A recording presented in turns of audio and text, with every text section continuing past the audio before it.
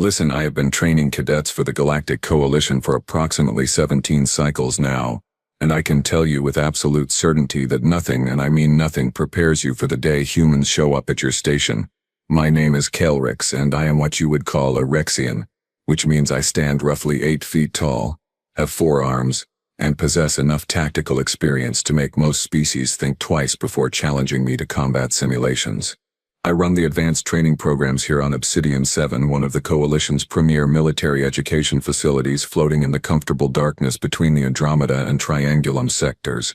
The station itself is massive, housing approximately 4,000 personnel from 63 different species, all trying desperately not to accidentally poison each other with incompatible atmospheric preferences or trigger someone's ancestral prey response during lunch hour. It is a diplomatic nightmare wrapped in a military uniform, and somehow I am supposed to make soldiers out of this chaos. Now, on this particular morning, which I will remember for the rest of my unnaturally long life, the transport alarm chimed across the station's communication network. 3 short pulses. New arrivals. I checked my datapad with 2 of my hands while the other 2 adjusted my instructor's insignia. Human contingent, scheduled arrival. 15 personnel, mixed military specializations. Perfect. Absolutely perfect. You have to understand something about humans before we continue. They are new to the Coalition, only about 6 cycles in, and they have this reputation. Oh, what a reputation it is. They come from a Deathworld, you see. Class 4 aggressiveness rating on their planet's ecosystem. Their homeworld tried to kill them every single day for millions of years, and instead of dying out like sensible species would, they thrived. They climbed to the top of their food chain by being stubborn, creative, and just a little bit insane. The other cadets feel this nervousness whenever humans arrive. Not fear exactly, but this uncomfortable awareness that the humans might do something unpredictable, something violent, something that breaks 17 safety regulations before breakfast. The Kreuloxian cadets started clicking their mandibles anxiously. The Pelvorian students shifted their wing casings. Even Thys, my top reptilian tactical student, flicked her tongue in that way her species does when they detect potential danger. I straightened my uniform with all 4 hands and headed toward the docking bay. Time to meet our newest batch of organized chaos. The humans were about to make things very, very interesting. The docking bay doors hissed open, and out stepped 15 humans in their crisp Coalition uniforms, looking absurdly confident for a species that had barely figured out faster than light travel before stumbling into galactic society. The one in front, their designated liaison officer, stepped forward and offered that thing humans do with their faces. Smiling, they call it.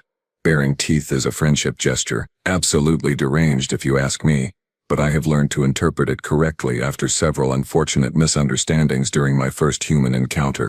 Instructor Kelrix? The human extended one of his appendages. Hand. Not a weapon, I reminded myself. Lieutenant Marcus Webb, exchange officer. Looking forward to working with you, sir. I gripped his hand carefully with one of mine, still not entirely comfortable with this bizarre greeting ritual. Marcus stood maybe 6 feet tall, had dark hair cropped military short, and these unsettling forward-facing eyes that tracked movement with predatory precision. He looked like he could break someone in half, but also like he might laugh while doing it. Welcome to Obsidian 7, Lieutenant Webb. I managed, releasing his hand before my strength accidentally crushed his fragile bones. I trust your journey was acceptable. Oh, absolutely, Marcus said, grinning wider. That smile again. Though your pilot looked a little nervous when we started asking about the weapons systems. We were just curious. Of course they were. I assigned the humans to their quarters and scheduled their orientation sessions, then retreated to my office where Porvine, my insectoid tactical officer, was already waiting. Porvine belonged to the Chitric species, which meant his compound eyes missed absolutely nothing, and his analytical mind processed data faster than our station's primary computers. The humans have arrived, Porvine chittered, his mandibles clicking in what I had learned to recognize as amusement. I have already logged 3 safety regulation questions and 1 request to modify their quarters' gravity settings for, quote, workout purposes, unquote. Wonderful, I muttered, settling into my chair, which groaned under my weight. What could possibly go wrong? Later that evening, I made my routine inspection of the recreation hall, the station's designated relaxation zone where off-duty personnel could decompress. The Coalition built these spaces very deliberately: mixed atmospheric zones, variable gravity sections, entertainment from 1,000 different cultures, And most importantly, the Sanctuary Corner. The Sanctuary Corner was special. Species from across the galaxy brought companion creatures from their homeworlds. Emotional support animals, we called them in the common tongue, though that translation never quite captured the meaning properly. These were not pets in the human sense, which I did not understand yet, but rather creatures that provided psychological comfort through their presence. This my star reptilian student frequented the Sanctuary Corner often. She had brought something from her homeworld recently, and I had been meaning to check on the integration protocols. Her species, the Orcs, hailed from a heavy-gravity world, where everything evolved tough and aggressive. I had no idea that this evening in this very recreation hall I was about to witness something that would fundamentally challenge my understanding of human psychology. No idea whatsoever. This was sitting in the Sanctuary Corner, and curled up next to her, contained within a properly reinforced environmental barrier, was her Craggle. Now, let me explain what a Craggle is, because this becomes very important very quickly. A Craggle is a six-legged predator from Saurix Prime, standing roughly 3 feet tall at the shoulder even as a juvenile, covered in thick scaled hide that could deflect most standard plasma rounds, and equipped with a jaw structure that could crush duralloy plating. They have these crystalline eyes that reflect light like a hunting scope, razor-sharp claws on each of their 6 feet, and a temperament that most xenobiologists describe as, quote, aggressively territorial with extreme prey drive, unquote. They are, in simpler terms, absolute killing machines that evolution designed specifically to murder anything stupid enough to enter their territory. This had obtained special permission to bring a juvenile Craggle to the station for her xenobiology thesis on cross-species bonding. The creature was only 4 months old, which in Craggle years meant it could only probably kill you instead of definitely kill you. The station's safety committee had approved it under approximately 97 different conditions, including the reinforced barrier, scheduled feeding times with synthetic meat, and absolutely no direct contact with species outside the Saurix evolutionary tree. The other cadets gave the Sanctuary Corner a very wide berth that evening. The Quilloxians kept their distance, mandibles clicking nervously. The Pelvorians refused to even fly near that section. Even Porvine, who feared virtually nothing, maintained what he called a tactically sound observation distance. The Craggle itself was actually somewhat adorable, if you could look past the death-dealing anatomy.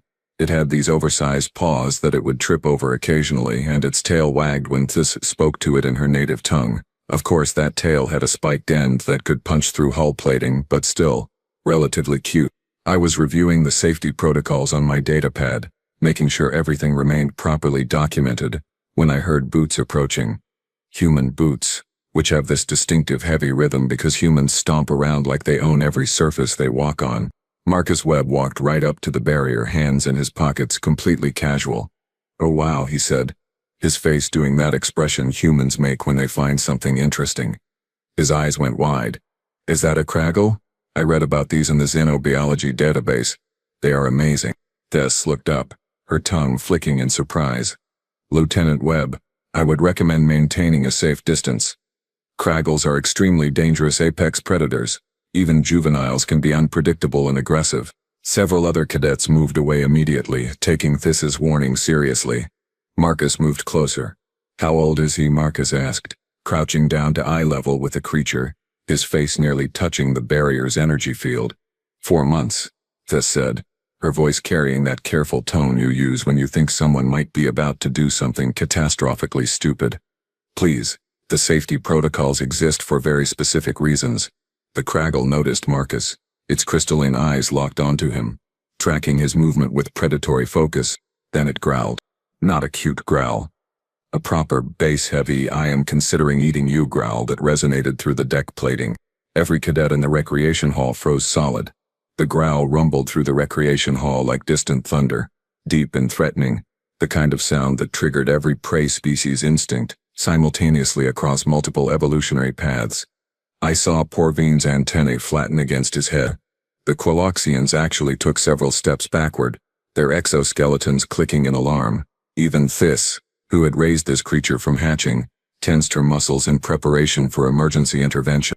Marcus Webb, this human who had been on the station for exactly 6 hours, did not move away. He did not reach for a weapon. He did not call for security. Instead, and I want you to understand that I saw this with my own 4 eyes, so I know I am not experiencing some kind of neurological malfunction. Marcus dropped to one knee, leaned toward the barrier and growled back. Not a weak imitation, not a frightened whimper. A full chest-deep guttural growl that matched the Kraggle's tone almost perfectly. It carried challenge, playfulness, and this bizarre confidence that suggested Marcus thought this was somehow normal behavior. The recreation hall went absolutely silent. You could have heard a Pelvorian feather drop. I felt all four of my hands freeze mid-motion. My tactical brain, trained through decades of combat experience, completely failed to process what I was witnessing. This was not a recognized diplomatic greeting. This was not a defensive posture. This was not anything in any manual, regulation, or training protocol I had ever encountered. This was a human making predator noises at an apex killing machine. For fun. The Kraggle's crystalline eyes went wide. Its ears, which had been flat against its skull in threat display, suddenly perked forward. The creature made this confused chirping sound, tilted its massive head to one side, and then, by all the stars in the galaxy, it playbow. A playbow. A recognized behavioral pattern where predators signal non-aggressive intentions before engaging in recreational combat. The Kraggle dropped its front four legs low, kept its rear two legs elevated, tail wagging so fast it blurred, and made this excited yipping sound. Marcus laughed. Actually laughed. This warm sound that humans make when they find something genuinely delightful. "Oh, you want to play?" Marcus said, his voice taking on this higher pitch that I would later learn humans use specifically when talking to animals. "Yes, you do. You are just a big scary puppy, are not you?" "Yes, you are. Lieutenant Webb," This hissed, her voice strained. "That is not safe behavior. The Kraggle is interpreting your signals as a challenge or play invitation, and it does not understand human fragility." "It is fine," Marcus said, not taking his eyes off the creature. He moved his hands in these quick motions, mimicking paw swipes. "See? He knows it is a game." The Kraggle responded by pouncing against the barrier's interior surface, making this excited warbling sound.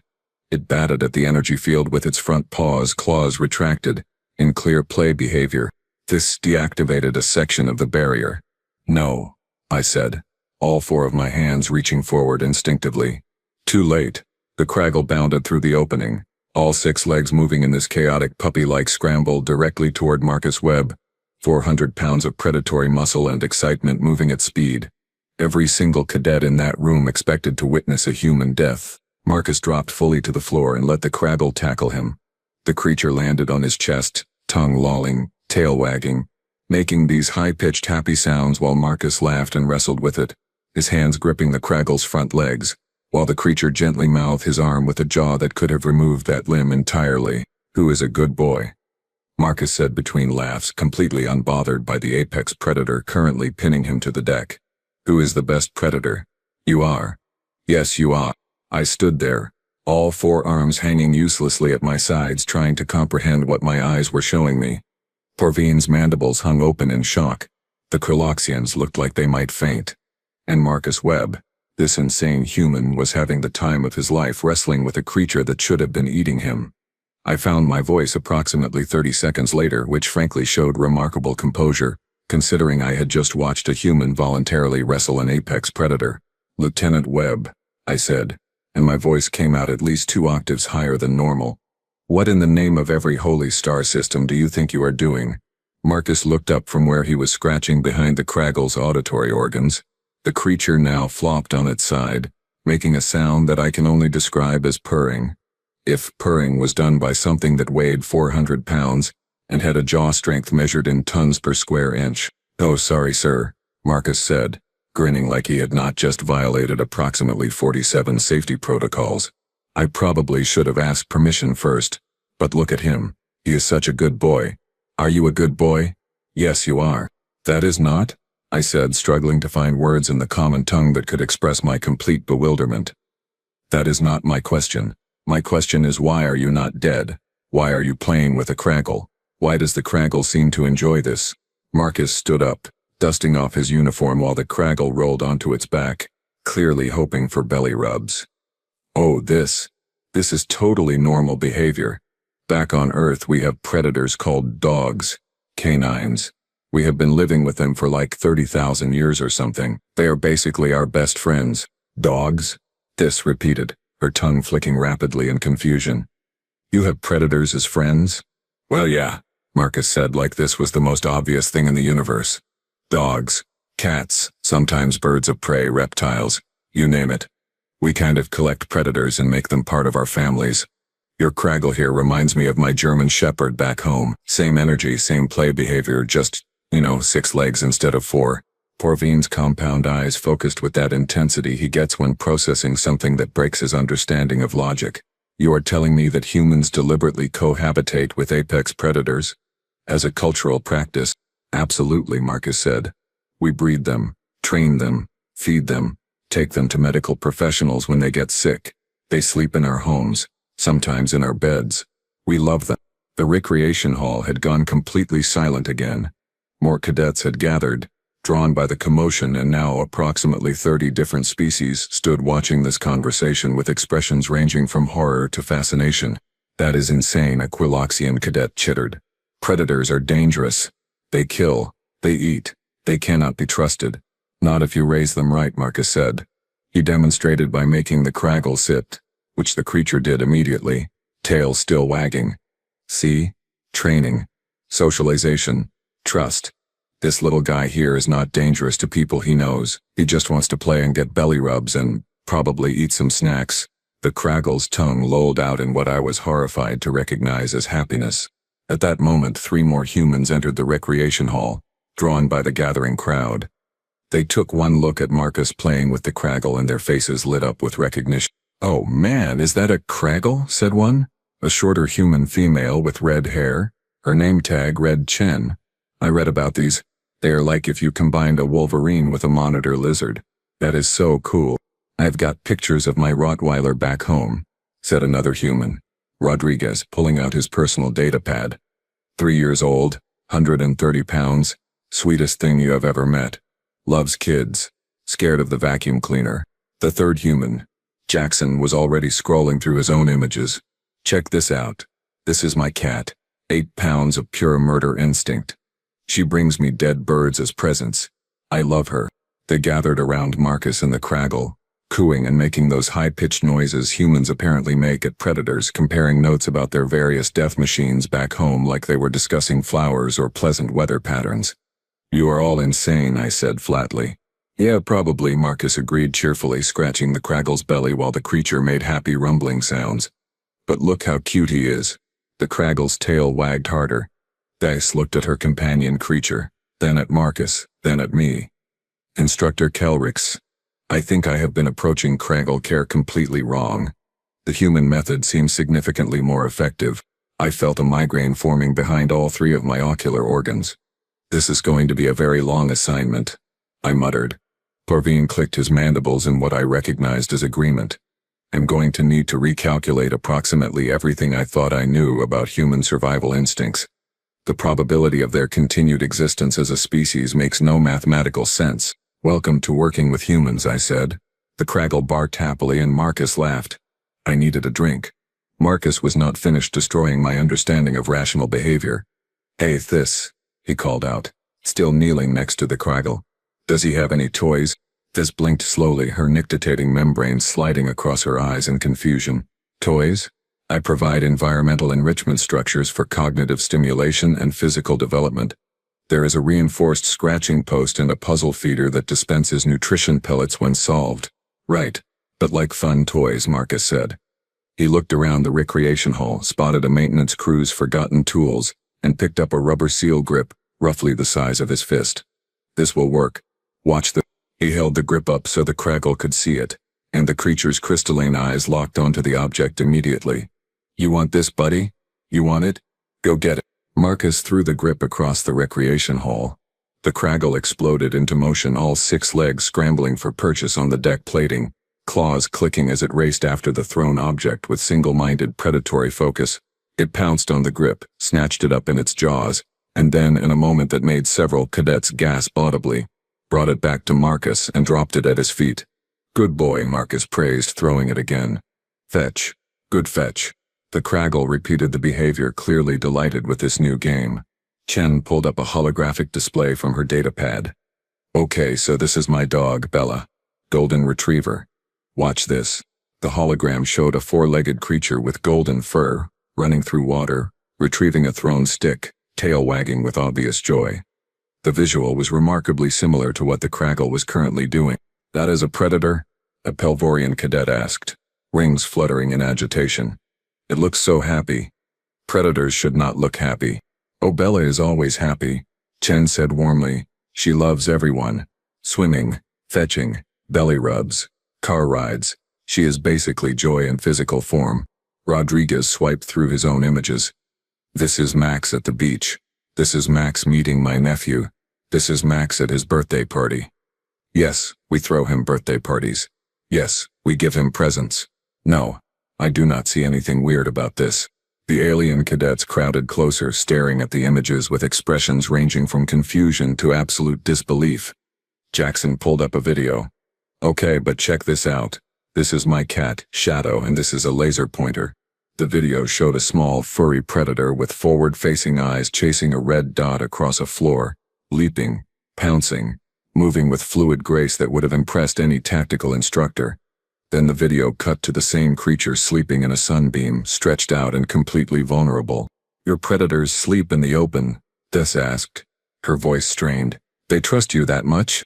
"Well, yeah," Jackson said. "Shadow sleeps on my bed, right next to my face. Sometimes, on my face, actually, which is less fun." Another human, Williams, joined the growing group. "Anyone want to see my bearded dragon? I have got a lizard. His name is Steve. He eats crickets and likes to sit on my shoulder while I watch television." "You named it Steve?" Parveen chittered, his analytical mind clearly struggling. "You gave a predatory reptile a human name? Technically Steve is more of an insectivore, but yeah," Williams said. "He is a good listener. Never judges me."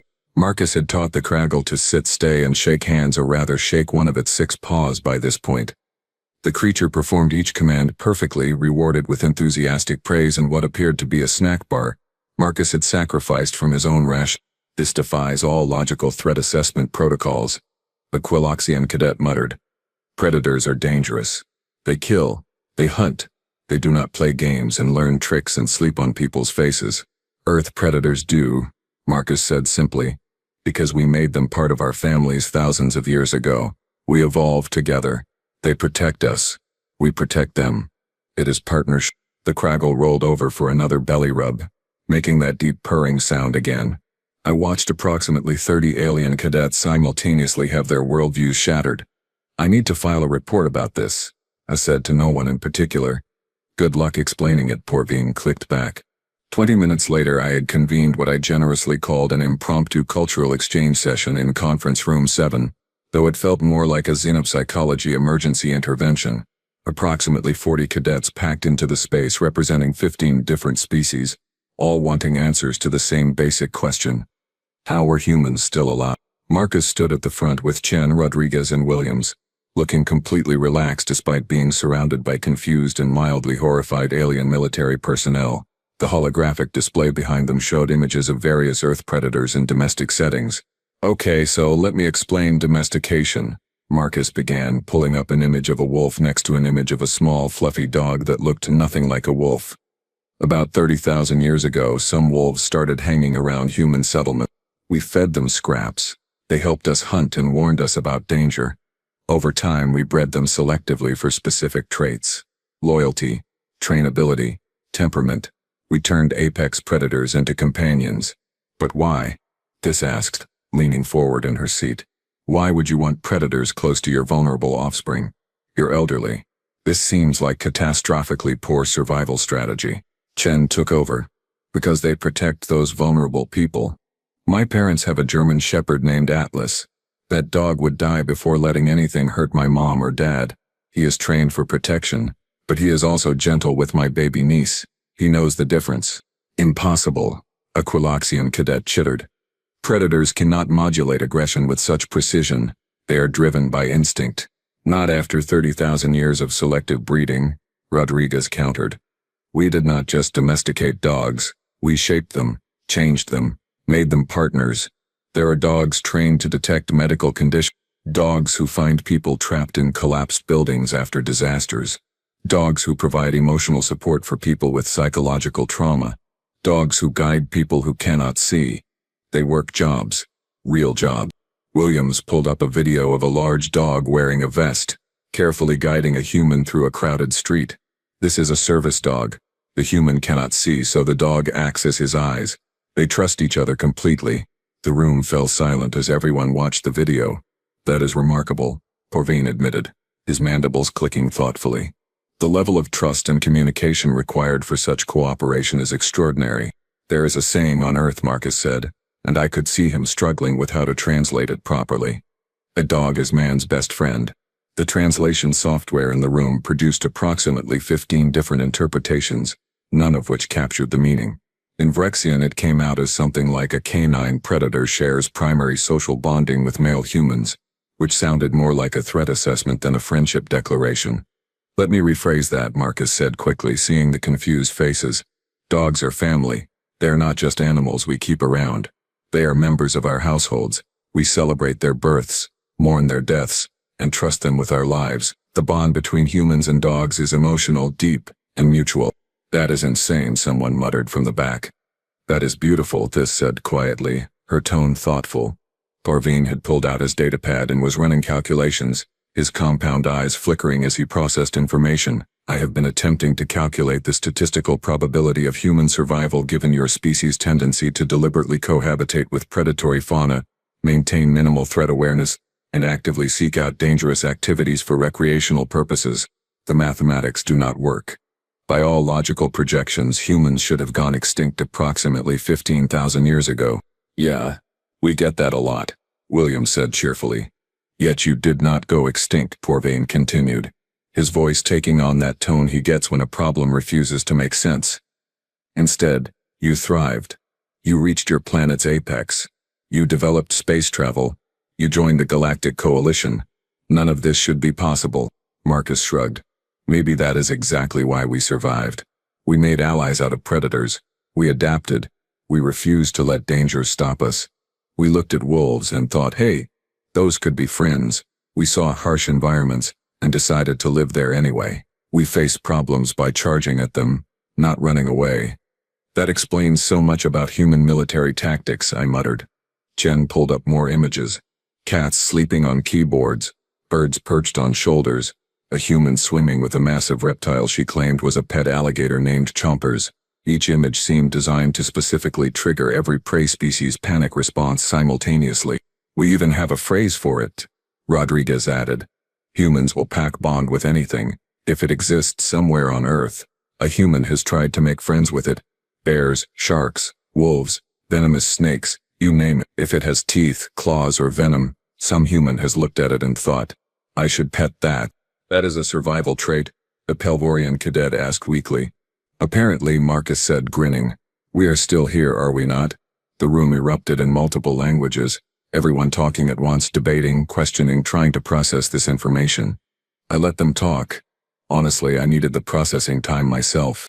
3 hours later, after the cadets had finally dispersed and I had filed approximately 60 pages of incident reports that would make absolutely no sense to Coalition Command, I found myself back in the recreation hall. The sanctuary corner had transformed into something I never thought I would see on a military station.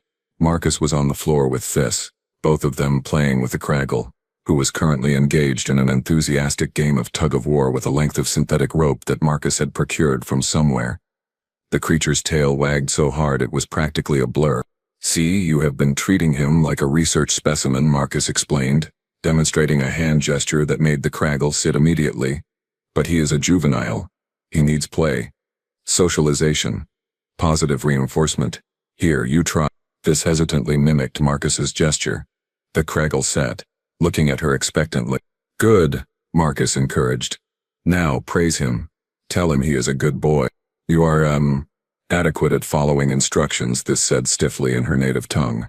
The Craggle tilted its head, clearly confused. More enthusiasm, Marcus laughed. Like this. Who is the best Craggle in the whole galaxy? You are. Yes, you are. Such a good boy. Thys's translator struggled with the pitch and tone, but she tried again, her voice warmer. You are performing excellently. You are a good boy. The Craggle's tail wagged, and it made a happy chirping sound. Thys's eyes widened. He responded. He actually understood the emotional context, not just the command structure. Because he is not just an animal, Marcus said gently. He is your companion. He wants to make you happy. That is how these relationships work. It is not about dominance or control. It is about trust and affection. I watched from a distance, all four of my arms crossed, as a human taught a Orcs how to properly bond with her own species' apex predator using techniques developed over 30,000 years of Earth evolution. The absurdity was not lost on me. Porveen approached from my left, his antennae twitching. I have completed my analysis, he chittered quietly. And, I asked, humans are either the bravest species in the galaxy or the most foolish, and I genuinely cannot determine which. Possibly both simultaneously. The statistical models keep contradicting themselves. That sounds about right, I said. Across the galaxy, other species had companion animals too. The Pelvorians kept small nectar-feeding insects that produced pleasant humming sounds. The Quiloxians maintained colonies of fungus that helped regulate their nest environments. My own people, the Rexians, sometimes kept small herbivores that made soothing chirping noises. All prey species. All harmless. All selected specifically because they posed zero threat. And then there were humans, who looked at creatures designed by evolution to kill, and thought, friend, do you know what I find most disturbing? Porveen continued, it works. Their method works. That Craggle has bonded more strongly with Lieutenant Webb in 3 hours than it has with this in 4 months. The human approach to animal companionship, despite defying all logical threat assessment, produces measurably superior results. I know, I said quietly. Marcus had the Craggle doing tricks now, rolling over, playing dead, shaking hands with all 6 paws in sequence. The creature performed each action with obvious enthusiasm, seeking Marcus's approval after each successful trick. Chen, Rodriguez and Williams had joined them, each taking turns working with the Craggle, sharing techniques, laughing when the creature got confused and did 3 tricks at once, trying to figure out what they wanted. Other cadets watched from a safe distance, no longer terrified exactly, but definitely confused about everything they thought they knew about predator behavior. Here is what I have concluded, I said, more to myself than to Porveen. Humans survived on a Deathworld not by being the biggest or the strongest, or the fastest. They survived by making alliances, by seeing potential companions everywhere, even in things that wanted to eat them. They pack-bonded their way to the top of the food chain. That is horrifying, Porveen clicked. That is brilliant, I corrected. Horrifying and brilliant.